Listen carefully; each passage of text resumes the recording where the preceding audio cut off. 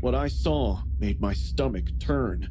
Ryan was down on his knees, crouched in the living room corner. He had on a full velociraptor mask, like the ones you can find in Halloween. Your boys back at the bedroom. Boys back at the bedroom. Back at the bedroom. Welcome back to one only, 2, 3, 2, Jurassic Park horror stories. Let's get into it, boys. OG visit me in the description. I still freeze when I hear someone talking about Jurassic Park. I've loved the movie since I was a child. I collect posters, figures, and even toys from cereal box bootlegs. Last summer, on a collector's forum, a man put up a prototype set from the original 1993 merchandising line for sale. He stated it originated from his late uncle, who worked on the film's props. I sent him a message saying I would like to buy it. He replied he only accepts local pickup, so I'll have to drive to his place to get it. No. I got his address and found out he lives on the outskirts. When I reached his house, a weird discomfort ignited in my mind. The house was particularly covered in trees and set back from the main road, as if the forest was attempting to reclaim it. He opened the door before I could knock, as if he had been watching me from within. "Hey, you must be Kyle!" I nodded, smiling. He appeared to be in his mid-40s, wearing heavy glasses that made his eyes appear unnaturally big. He was wearing a Jurassic Park worker shirt.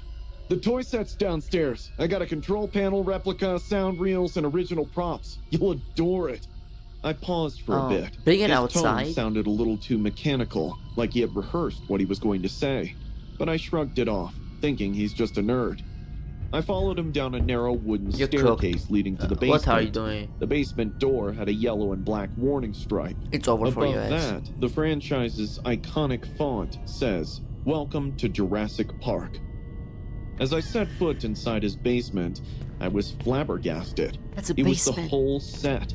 In the corner, a life-size raptor head sprang out from faux jungle foliage. Whoa. There were muddy tire marks on the ground, indicating that someone had driven a Jeep.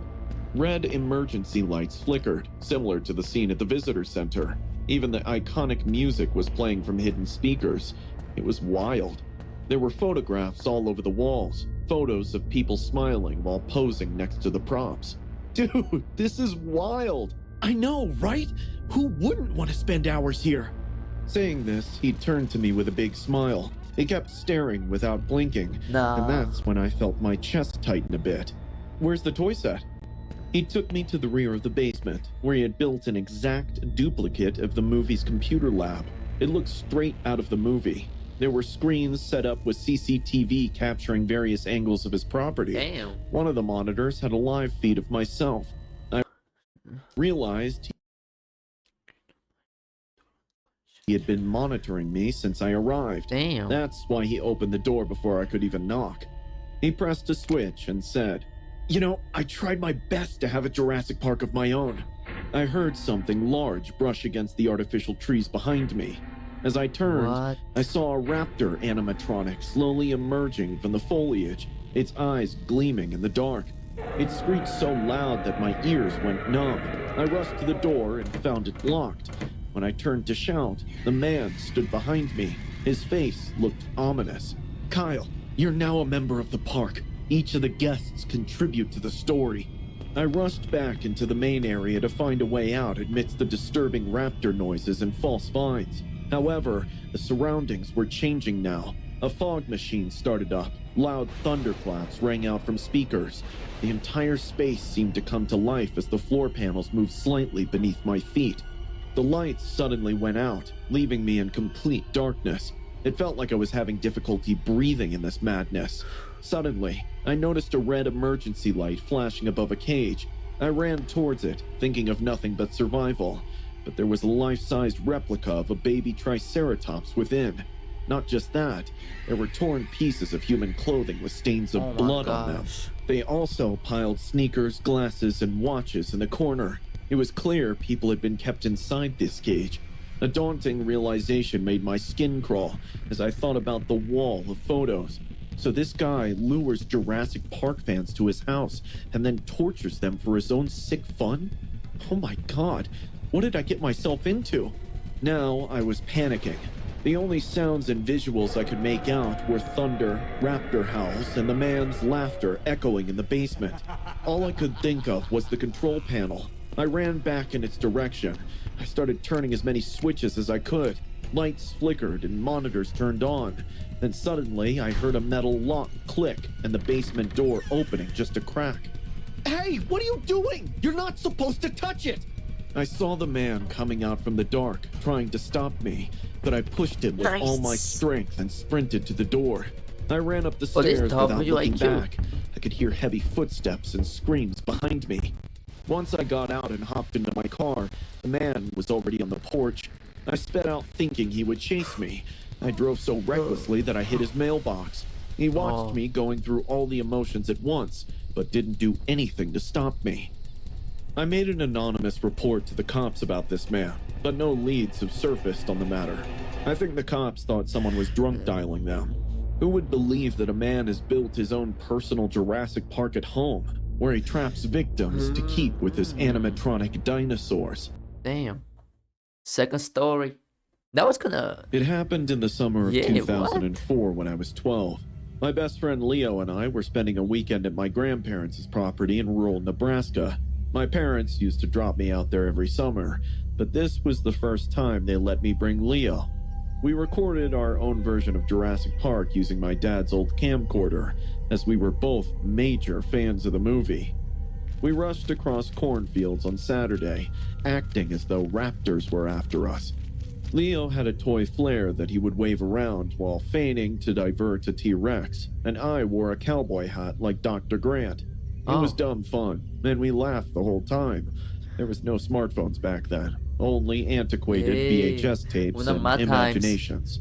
In the early afternoon, we strolled past the ancient red barn and reached the property's back boundary, which was farther from the house. We noticed the fence at that point. It was a tall wire fence that ran the length of the field, with signs reading "electric fence" spaced every few feet. To most kids, that would be the end of the story. However, we were only 12. We didn't care. We simply took action. That scene from Jurassic Park came to mind right away. The child climbs the electric fence and is blasted off of it when the power comes back on.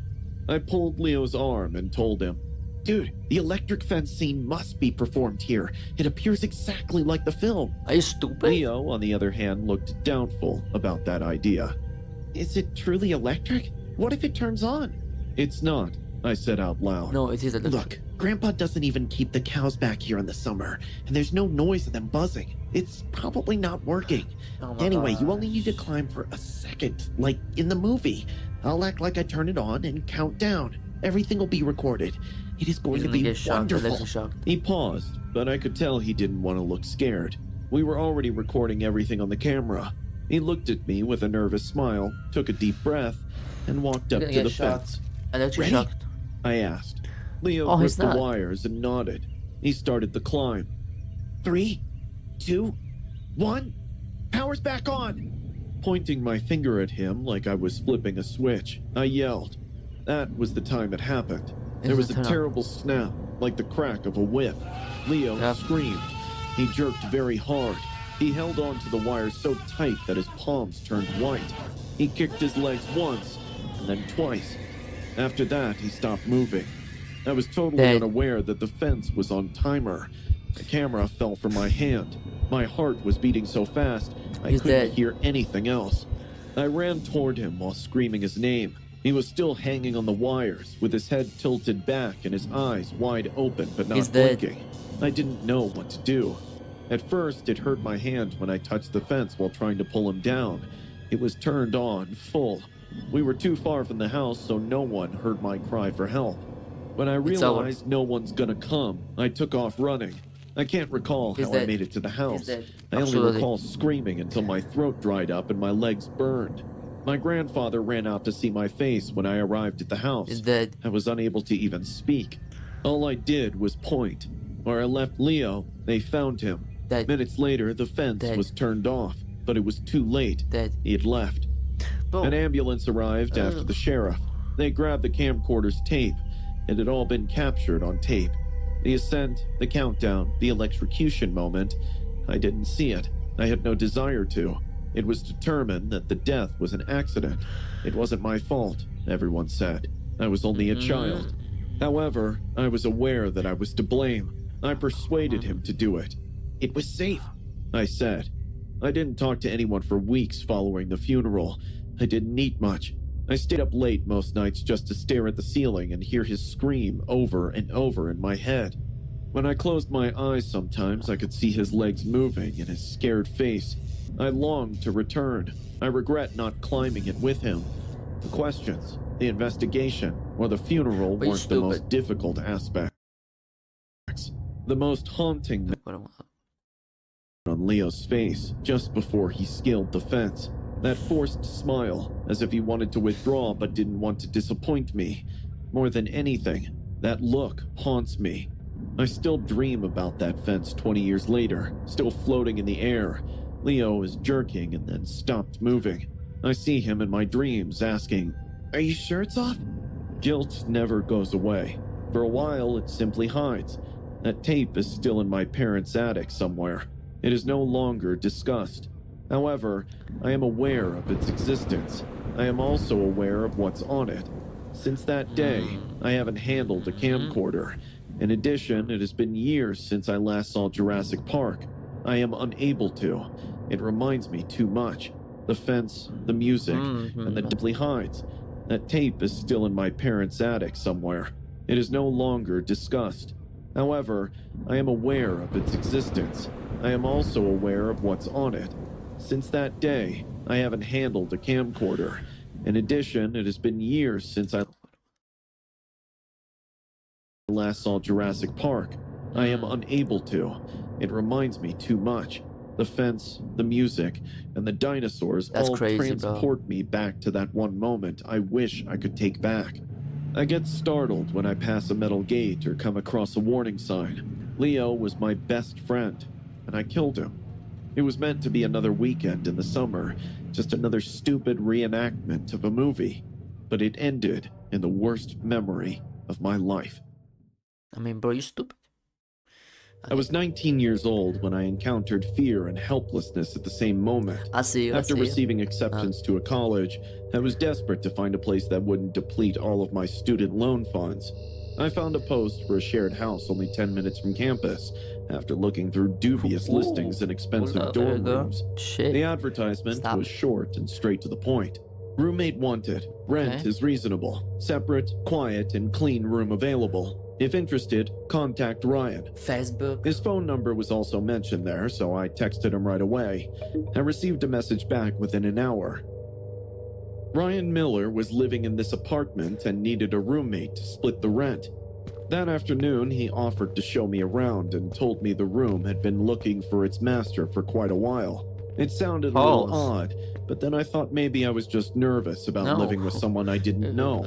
But I had no other option, and the place set well enough with my requirements. Ryan was like every normal guy when I first met him. He was quiet, soft-spoken, and maybe a little awkward around women. He told me he was in his mid-20s, worked from home, and loved Jurassic Park a lot. A few pictures in the hallway caught my eye, and his room, well, it looked like a small museum. There were movie souvenirs, model skeletons, and dinosaur figurines on every shelf. He said he's a student of film studies and working on his own independent project. I moved in right away. Everything went well. Ryan spent most of his time in his room. In the kitchen, we had a quick conversation. He inquired as to what I was studying and whether I enjoyed movies before launching into a lengthy discussion about how Jurassic Park was a vision rather than merely a movie. I nodded, courteously, and had dinner in the living room. I fell asleep fast that night because of the fatigue from the entire day. Around 2 in the morning, I woke up to a weird sound. It was a low rumble. I guessed it was coming from outside, possibly a dog or maybe distant thunder. But the more I paid attention to it, the closer it sounded. What? At one point, I realized it was coming from within the apartment.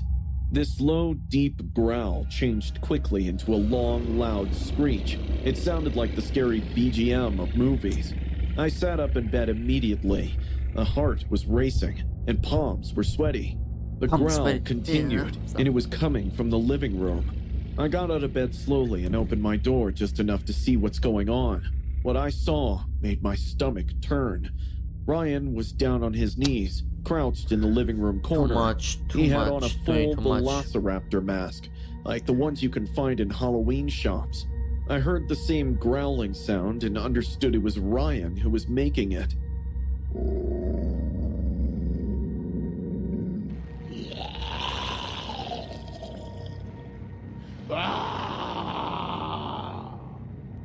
His hands were clenched like claws, and he was moving from side to side like he was stalking his prey. I quietly closed and locked my door. I thought it would be safer if Ryan didn't know I saw him, but I thought wrong. Within the next few seconds, soft knocks started appearing on my door, followed by creepy whispers. I know you're awake. I heard you move. What you I trying to stood do? next to the door, terrified for my life. Ryan spoke again, and this time louder. I need to talk to you. You're flawless. Just what I was searching for. The missing component of my film Nah. is you. He sounded too composed, like he had just switched back to his human form.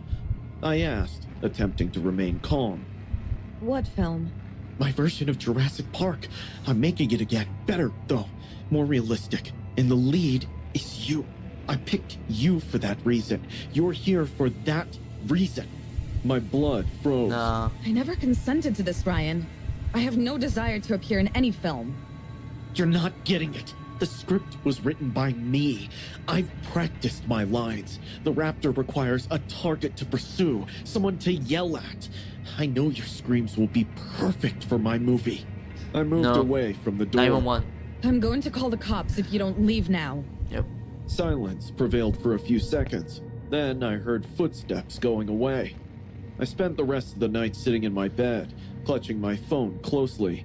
I jumped at every sound. I couldn't stop thinking about the mask, the swaying gestures, the growls, and mostly how much Ryan wanted to hear my screams. The next thing I remember is that I grabbed my suitcase, packed everything I could put Yep. inside, Right thing and to do. snuck out the door as soon as the first rays of sunlight hit my Right thing to window. do. Ryan's door was closed. I did not bother to tell him that I wasn't spending a second more with him. I never returned. For days, he called me from different numbers. He mumbled phrases from his script into voicemail. The park isn't complete without you. Please come back. I did not No. respond. I changed my phone number and relocated to a different block. This continued for a month until one day he stopped calling. I was happy that he's gone from my life. But till today, when the lights are turned out and the room is calm, I occasionally see Ryan in the corner wearing that raptor mask, Too much. his eyes gleaming yellow in the dark. Too much. Look, baby girl, it's too much. Ain't that serious? Be curious. Deja vu. Stop. I'm gonna see y'all boys in the next one. Peace.